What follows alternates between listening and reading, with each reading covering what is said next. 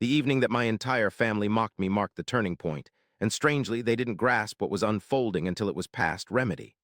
I am Aaron Blake. For most of my life, I was the unnoticed one in my family, neither the smartest nor the most successful. Far from being anticipated by anyone, I simply existed. Growing up, success in our household had a precise definition. My brother Daniel was a lawyer, and my sister Claire married into wealth. Then there was me, the one with an ordinary job, the one who didn't make an impact. Family gatherings always followed a familiar pattern. Daniel would discuss his cases, Claire would recount her vacations, while I listened quietly, seldom contributing, being scarcely heard. The property we lived in wasn't merely a house. It symbolized our inheritance to my father. A few months before the transformation, everything was as usual. At dinner, Dad disclosed a surprising decision, selling the house.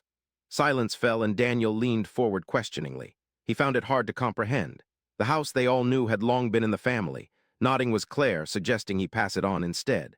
But Dad shook his head, explaining the place was too much for him now. Preferring a sale over an empty home, he added an unexpected clause. If any of us wished to buy it, we'd have first dibs. The room hushed again, but this time the silence felt different. It carried potential. Daniel smiled, hinting at his possible interest. Claire agreed it made sense for the family, and without a second thought, I stated, "I'll buy it." A brief pause followed, then laughter from Daniel, not loud but clear enough to be understood. Claire's response was a smirk, and I felt Aaron's seriousness called for. I remained quiet, but an internal change occurred as I comprehended their undervaluation of me for the first time. "Seriously," I said with composure. My father scrutinized me intently. "You're certain?" I nodded. Yes. Daniel leaned back in his chair. The query he posed wasn't out of curiosity but dismissal. I met his gaze. My worry, Claire disagreed. "This isn't a jest, Aaron. That house is valuable. I understand." Silence followed, then Daniel spoke words that resonated. "Just because you desire something doesn't mean you can afford it." The conversation continued, but the harm was inflicted. That evening I returned home, sat alone in my apartment, and pondered not on refuting them, but about a different matter. The years I had passively accepted being belittled, perhaps that was my error.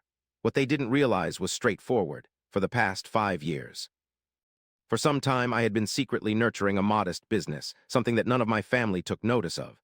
It wasn't flashy, it was steady, and most importantly, it expanded. I didn't share it because no one inquired, so I let them believe as they wished. A week later, we gathered at my father's house, this time with a lawyer present. Papers were spread on the table, numbers were discussed, options explained. Daniel spoke confidently, Claire asked questions, and then the lawyer turned to me. "Mr. Blake," he said, "are you still interested in purchasing the property?" The room grew silent again, and I nodded. "Yes," Daniel sighed. "Don't embarrass yourself, Aaron." Ignoring him, I reached into my bag and set a folder on the table. "Here's my offer," I said calmly. The lawyer opened it, fell quiet for a moment, then looked up. "This is a full cash offer," he announced. The room froze, Daniel sat up straight, and there was a pause. "Wait, what?" Claire leaned forward, stating it wasn't possible, but it was because for years, while they were preoccupied with drawing attention, I was engrossed in constructing something.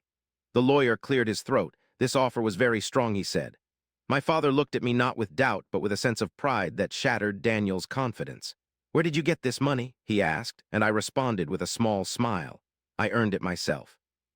There was a pause, a heavy silence that shifted things, because for the first time they saw me beyond the invisible.